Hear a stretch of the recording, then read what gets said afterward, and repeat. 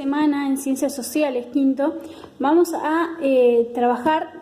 Recuerden, la semana pasada estuvimos con Revolución Industrial, en la anterior Revolución Francesa, ¿sí? Estábamos ubicados más o menos a fines del siglo XVIII, ¿sí?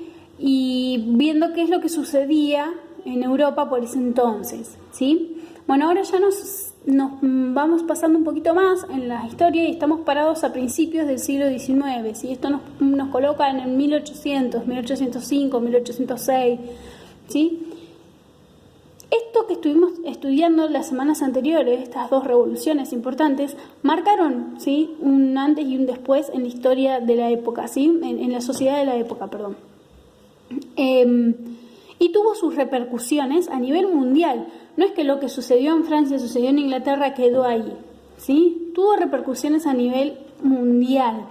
En Francia, después de la Revolución Francesa, Napoleón, ¿sí?, empieza a conquistar más territorio europeo, ¿sí? Entonces se hace muy fuerte. Y en Inglaterra se estaba dando lo que estudiamos, que fue la Revolución Industrial, ¿sí?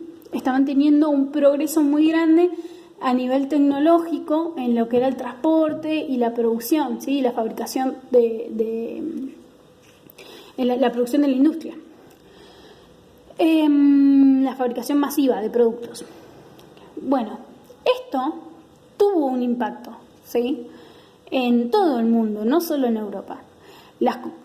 Hasta en las mismas colonias, ¿sí?, del Río de la Plata también afectó. Bueno, vamos a ver de qué manera, ¿sí?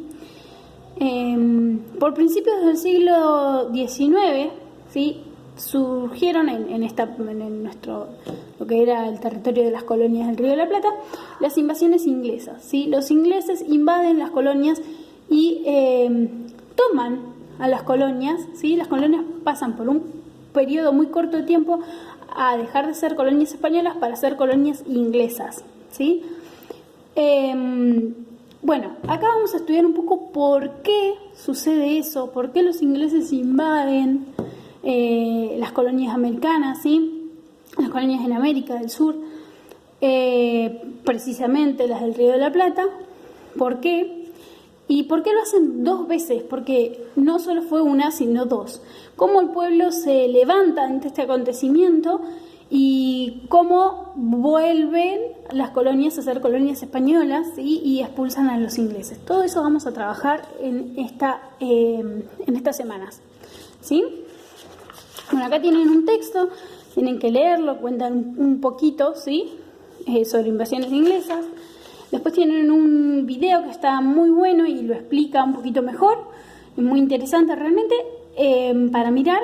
Yo acá les puse 3 links distintos, son los 3 del mismo video, pero por si tienen problemas para entrar en uno, pueden probar con los otros, ¿sí?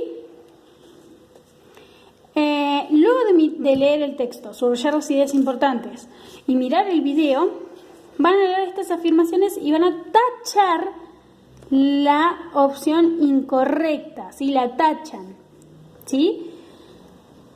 Lo que está en negrita son las dos opciones, ¿sí? Están separadas las dos opciones por la barra. Ustedes van a elegir cuál de las dos opciones es correcta y van a tachar la incorrecta, ¿sí? En la 3 tienen que unir con flechas estos acontecimientos con sus fechas de inicio y después ordenarlos cronológicamente, ¿sí? Lo que sucedió primero y lo que sucedió después. Durante las invasiones inglesas, el pueblo de las colonias del Río de la Plata se une para expulsar a los ingleses, ¿sí?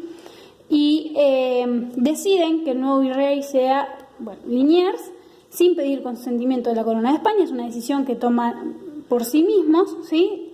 Y los criollos empiezan a formar parte de las milicias. ¿Cómo creen ustedes que esto afecta o influye en algún punto, ¿sí?, a lograr la independencia de las colonias? Esto sirve como de semilla para empezar a implantar la independencia, ¿sí?, en la cabeza de los criollos. ¿Por qué? Porque esto planta la semilla de la independencia en la cabeza de los criollos. ¿Qué es lo que ellos se dan cuenta, ¿sí?, a partir de este hecho, o lo que empiezan a pensar a partir de este hecho, ¿sí?, que es significativo para posteriormente haber logrado la independencia de las colonias?